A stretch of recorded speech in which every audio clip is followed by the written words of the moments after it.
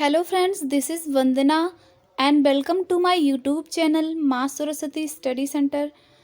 तो फ्रेंड्स, आज हम लेकर आए हैं यूपी टेट की परीक्षा में पूछे जाने वाले कुछ इम्पॉर्टेंट क्वेश्चन जो परीक्षा की दृष्टि से काफ़ी इम्पॉर्टेंट हैं और परीक्षा में कई बार पूछे भी गए हैं।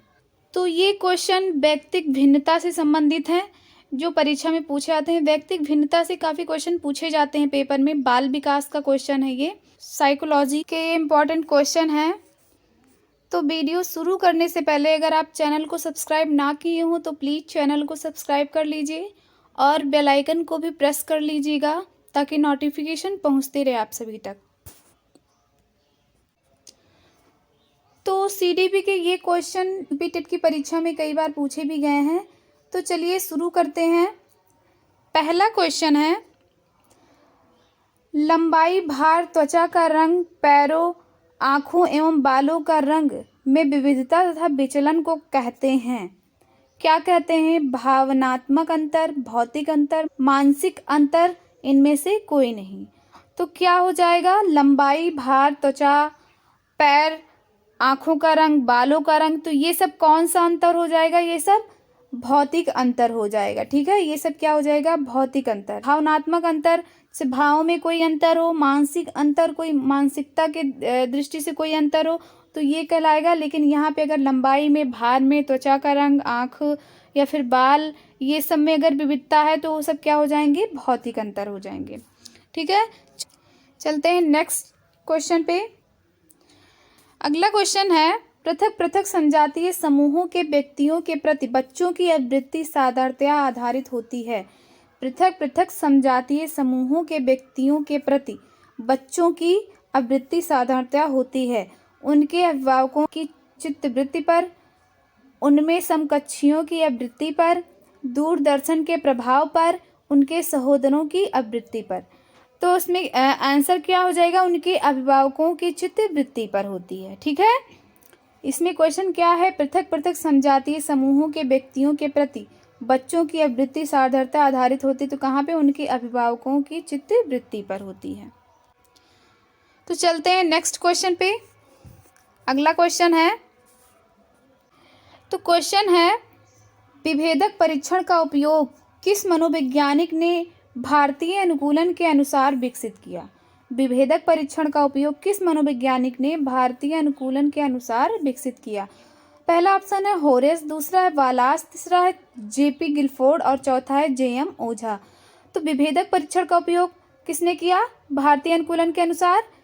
तो किसने किया? जेएम ओझा जी ने किया। ठीक है, किसने किया? जेएम ओझा जी ने। इसका कलर चेंज कर ले रहे हैं, ब्लैक कर ले रहे हैं। ठीक है, नेक्स्ट क्वेश्चन है, किस अभिक्षमता को एएसटी के नाम से भी जाना जाता है? किस अभिक्षमता को एएसटी के नाम से भी जाना जाता है? पहला ऑप्शन है विभेदक अभिक्षमता, दूसरा ऑप्शन है सामान्य अभिक्षमता, तीसरा ऑप्शन है अभिक्षमता सर्वेक्षण परीक्षण और चौथा ऑप्शन है व्यावसायिक अभिक्षमता। तो इसका सही आंसर हो जाएगा अभिक्षमता सर्वेक्षण परीक्षण। ठीक है, क्या हो जाएगा? अभिक्षमता सर्वेक्षण परीक्षण। ठीक है, चलते हैं नेक्स्ट क्वेश्चन पे। इसको थोड़ा छोटा कर दे रहे हैं। क्वेश्चन है, सांस्कृतिक तथा भाषिक रूप से वैविध्यपूर्ण कक्षा में यह निश्चित करने से पहले कि शिक्षार्थी विशिष्ट शिक्षा वर्ग में आता है या नहीं, एक शिक्षक को करना चाहिए। क्या है क्वेश्चन? सांस्कृतिक तथा भाषिक रूप से वैविध्यपूर्ण कक्षा में यह निश्चित करने से पहले कि शिक्षार्थी विशिष्ट शिक्षा वर्ग में आता है या नहीं, एक शिक्षक को क्या करना चाहिए? ऑप्शन है पहला, माता पिता को इसमें सम्मिलित नहीं करना चाहिए क्योंकि उनके पास अपना कार्य होता है। दूसरा ऑप्शन है, अक्षमता स्थापित करने से पहले शिक्षार्थी की मातृभाषा का मूल्यांकन करना चाहिए। तीसरा ऑप्शन है पारंगत मनोवैज्ञानिक का उपयोग। चौथा ऑप्शन है वातावरणीय कारकों को अप्रभावी बनाने के लिए बच्चों को अलग कर देना चाहिए। तो इसमें से कौन सा ऑप्शन सही हो जाएगा? Option number 2। ठीक है, अक्षमता स्थापित करने से पहले शिक्षार्थी की मातृभाषा का मूल्यांकन करना चाहिए। ठीक है, तो ऑप्शन नंबर क्या हो जाए? 2 सही हो जाएगा। अब चलते हैं नेक्स्ट क्वेश्चन पे। क्वेश्चन है अभिवृत्ति संप्रत्यय है, अभिवृत्ति संप्रत्यय है संज्ञान परक, क्रिया परक, संवेग परक, ये सभी। तो क्या हो जाएगा इसका राइट आंसर, क्या हो जाएगा, ये सभी। तो अभिवृत्ति संप्रत्यय क्या संज्ञान परक भी है, क्रिया परक, संवेग परक, संवेगात्मक, क्या है, ये तीनों हैं। चलते हैं नेक्स्ट क्वेश्चन पे। क्वेश्चन है शैक्षणिक क्षेत्रों में निष्पादन के आधार पर शैक्षणिक क्षेत्रों में निष्पादन के स्तर को बढ़ाने का औचित्य स्थापन किस आधार पर किया जा सकता है। क्या क्वेश्चन है, शैक्षणिक क्षेत्रों में निष्पादन के आधार पर शैक्षणिक क्षेत्रों में निष्पादन के स्तर को बढ़ाने का औचित्य स्थापन किस आधार पर किया जा सकता है। पहला ऑप्शन है यह हाथ से किए जाने वाले श्रम के प्रति सम्मान विकसित करता है, दूसरा है या व्यक्तिगत भिन्नताओं को संतुष्ट करता है, तीसरा है, ये तीसरा है, ठीक है, यह हास्याकृत विद्यार्थियों के लिए प्रतिपूरक भेदभाव की नीति का अनुगमन करता है, यह हास्याकृत विद्यार्थियों के लिए प्रतिपूरक भेदभाव की नीति का अनुगमन करता है, यह सार्वभौमिक धारण को सुनिश्चित करता है। तो इसका ऑप्शन क्या सही हो जाएगा, इसका राइट आंसर हो जाएगा या व्यक्तिगत भिन्नताओं को संतुष्ट करता है। क्या हो जाएगा, या व्यक्तिगत भिन्नताओं को संतुष्ट करता है। चलते हैं नेक्स्ट क्वेश्चन पे। नेक्स्ट क्वेश्चन है, थोड़ा क्वेश्चन क्या है, शिक्षार्थियों में व्यक्तिगत भिन्नताओं को संबोधित करने के लिए एक विद्यालय किस प्रकार का सहयोग उपलब्ध करवा सकता है। तो इसका क्या हो जाएगा ऑप्शन, सभी विद्यार्थियों के लिए समान स्तर की पाठचर्या का अनुगमन करना, बाल केंद्रित पाठचर्या का पालन करना और शिक्षार्थियों को सीखने के अनेक अवसर उपलब्ध करवाना। तीसरा ऑप्शन है शिक्षार्थियों में व्यक्तिगत भिन्नताओं को समाप्त करने के लिए हर संभव का उपाय करना, धीमी गति से सीखने वाले शिक्षार्थियों को विशेष विद्यालयों में भेजना। ठीक है, क्या हो जाएगा, धीमी गति से सीखने वाले शिक्षार्थियों को विशेष विद्यालय में भेजना। तो इसका राइट आंसर आप लोग देख ही रहे हैं, क्या हो जाएगा, बाल केंद्रित पाठचर्या का पालन करना और शिक्षार्थियों को सीखने के लिए अनेक अवसर उपलब्ध कराना। इसमें क्या हो जाएगा, अवसर उपलब्ध कराना, ये मेन टॉपिक है। ठीक है, ये क्या हो जाएगा, राइट हो जाएगा। नेक्स्ट क्वेश्चन है अभिवृत्ति है। क्वेश्चन क्या है, अभिवृत्ति है।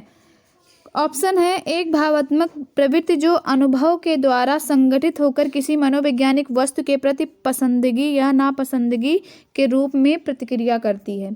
ऑप्शन 2 है यह एक ऐसी विशेषता है जो व्यक्ति की योग्यता का परिचायक है जिसे किसी प्रदत्त क्षेत्र में विशिष्ट प्रशिक्षण, ज्ञान अथवा कौशल से सीखा जा सकता है। तीसरा ऑप्शन है व्यक्ति की बीजभूत क्षमता जो कि विशिष्ट प्रकार की होती है। चौथा ऑप्शन है इनमें से कोई नहीं। तो इसका राइट आंसर क्या हो जाएगा, यह एक भावात्मक प्रवृत्ति है जो अनुभव के द्वारा संगठित होकर किसी मनोवैज्ञानिक वस्तु के प्रति पसंदगी नापसंदगी के रूप में प्रतिक्रिया करती है। तो क्या हो जाएगा, first is the right answer, पहला क्या हो जाएगा, सही हो जाएगा। नेक्स्ट क्वेश्चन है भारतीय समाज की बहुभाषिक विशेषता को देखा जाना चाहिए। भारतीय समाज की बहुभाषिक विशेषता को देखा जाना चाहिए। पहला ऑप्शन है विद्यार्थियों को सीखने के लिए प्रेरित करने हेतु शिक्षक योग्यता की चुनौती के रूप में, ये तो बिल्कुल गलत है। शिक्षार्थियों के लिए विद्यालय जीवन को एक जटिल अनुभव के रूप में बनाने के लिए कारक के रूप में, ये भी गलत है। शिक्षण अधिगम प्रक्रिया में बाधा के रूप में, ये तो बिल्कुल गलत है। विद्यालय जीवन को समृद्ध बनाने के संसाधन के रूप में, ये क्या है, सही है। तो चौथा क्या है, राइट है। नेक्स्ट क्वेश्चन है योग्यता व योग्यता समूहीकरण के परिप्रेक्ष्य में निम्नलिखित में से कौन सा कथन सत्य है। कौन सा कथन सत्य है, और पहला ऑप्शन है विद्यार्थी सम समूहों में बेहतर सीखते हैं। दूसरा ऑप्शन है आबाद, इसमें पूछा है योग्यता व योग्यता समूहीकरण परिप्रेक्ष्य में कौन सा सत्य है। तो दूसरा ऑप्शन है आबाद व प्रभावी शिक्षण हेतु कथा को समरूपी होना चाहिए। तीसरा है छात्र असहिष्णु होते हैं वह भेदों को स्वीकार नहीं करते हैं। चौथा ऑप्शन है विभिन्न योग्यता वाले समूहों को ग्रहण करने के लिए अध्यापकों को बहुस्तरीय शिक्षा को अपनाना चाहिए। तो क्या हो जाएगा, चौथा क्या हो जाएगा, राइट हो जाएगा। आगे का क्वेश्चन है, व्यक्तिक अंतरों का ज्ञान शिक्षकों की मदद किसमें करता है? व्यक्तिक अंतरों का ज्ञान शिक्षकों को मदद किसमें करता है? पहला ऑप्शन है पिछड़े शिक्षार्थियों के साथ कठोर परिश्रम करने की निरर्थकता को समझने में, क्योंकि वे बाकी कक्षा के समान कभी नहीं हो सकते। दूसरा ऑप्शन है व्यक्तिक अंतरों को शिक्षार्थियों की असफलता की स्वीकृति व उत्तरदायी ठहराने में। तीसरा ऑप्शन है सभी शिक्षार्थियों को समान रूप से लाभ पहुंचाने के लिए अपनी प्रस्तुति शैली को एक स्वरूप बनाने में। और चौथा ऑप्शन है सभी शिक्षार्थियों की व्यक्तिगत आवश्यकताओं का आकलन और उसके अनुरूप उन्हें पढ़ाने में। पूछा गया क्वेश्चन, व्यक्तिक अंतरों का ज्ञान शिक्षकों की कैसे मदद करता है? तो क्या हो जाएगा, सभी शिक्षार्थियों की व्यक्तिगत आवश्यकताओं का आकलन और उनके अनुरूप उन्हें पढ़ाने में। इसमें क्या उसका मदद करता है इसमें। आगे का क्वेश्चन है भारत में भाषिक भिन्नता बहुत है। इस संदर्भ में विशेषकर कक्षा 1 और 2 के प्रथम स्तर पर बहुभाषिक कक्षाओं के बारे में सर्वथा उपयुक्त कथन है। अब कथन कौन कौन सा है? शिक्षार्थियों को अपनी मातृभाषा या अस्थायी भाषा का प्रयोग करने पर दंडित किया जाए। दंड वाला जहाँ बात आ गया वो गलत है। इसमें उपयुक्त कथन जो सबसे सही हो, विद्यालय में उन्हीं बच्चों को प्रवेश दिया जाए जिनकी मातृभाषा वही हो जो शिक्षा के लिए अपनाई जा रही हो, ये भी नहीं है। शिक्षक को सभी भाषाओं का सम्मान करना चाहिए और सभी भाषाओं में अभिव्यक्ति के लिए बच्चों को प्रोत्साहित करना चाहिए। आगे जो बच्चे कक्षा में मातृभाषा का उपयोग करते हैं अध्यापक को उनकी उपेक्षा करनी चाहिए, ये भी गलत है। तो क्या हो जाएगा, third is the right answer हो जाएगा, क्योंकि शिक्षक को उनकी भाषा का मातृभाषा का सम्मान करना चाहिए और भाषाओं के अभिव्यक्ति के लिए बच्चों को प्रोत्साहित करना चाहिए। ठीक है, नेक्स्ट क्वेश्चन हो जाएगा। क्वेश्चन है, अनुसंधान से पता चला कि विद्यार्थियों में अनेक स्तरों पर विभेदीकरण पाया जाता है। उच्च प्राथमिक स्तर पर इनमें से कौन सा विभेदीकरण का एक उदाहरण नहीं है? विभेदीकरण का उदाहरण नहीं है। पहला क्या है, बहुत से अध्यापक पढ़ाने के लिए केवल व्याख्यान विधि का प्रयोग करते हैं। दूसरा ऑप्शन है मध्याह्न भोजन के दौरान दलित बच्चों को अलग बैठाया जाता है। तो ये तो गलत है, उदाहरण नहीं है पूछा गया है। लड़कियों को गणित तथा विज्ञान विषयों को लेने के लिए प्रोत्साहित नहीं किया जाता है। चौथा ऑप्शन है अध्यापकों के निम्न सामाजिक आर्थिक परिवेश आए बच्चों से बहुत कम अपेक्षाएं होती हैं। तो इसमें पूछा गया है उच्च प्राथमिक स्तर पर इनमें से कौन सा विभेदीकरण का एक उदाहरण नहीं है? ठीक है, उदाहरण नहीं है, तो ये भी उदाहरण है, ये भी और ये भी। तो ये क्या है, विभेदीकरण का उदाहरण नहीं है। ठीक है, चलते हैं नेक्स्ट क्वेश्चन पे। क्वेश्चन है, ये लास्ट क्वेश्चन है और इसका जवाब आप लोगों को देना है। ठीक है, क्वेश्चन क्या है, एक बहुसांस्कृतिक कक्ष में एक अध्यापिका सुनिश्चित करेगी कि आकलन में निम्नलिखित में से सम्मिलित हो। क्या सम्मिलित हो? अपने आकलन उपकरण की विश्वसनीयता तथा वैधता, अधिगम के न्यूनतम स्तरों के लिए अनुपालन करते हुए विद्यालय प्रशासन की अपेक्षाओं को पूरा करे, आकलन उपकरण के मानकीकरण। चौथा है अपने विद्यार्थियों को सामाजिक सांस्कृतिक पृष्ठभूमि। तो इसका जवाब आपको कमेंट बॉक्स में देना है। तो आज यहीं तक, बाकी नेक्स्ट डे। अगर वीडियो अच्छी लगी हो तो लाइक एंड शेयर कर दीजिएगा। अगर चैनल को सब्सक्राइब ना किए हो तो प्लीज़ चैनल को सब्सक्राइब कर दीजिएगा। ऐसे ही इम्पोर्टेंट वीडियो हम आप लोगों के लिए लाते रहेंगे। तो फिर चलते हैं, देखने के लिए धन्यवाद। Thanks for watching.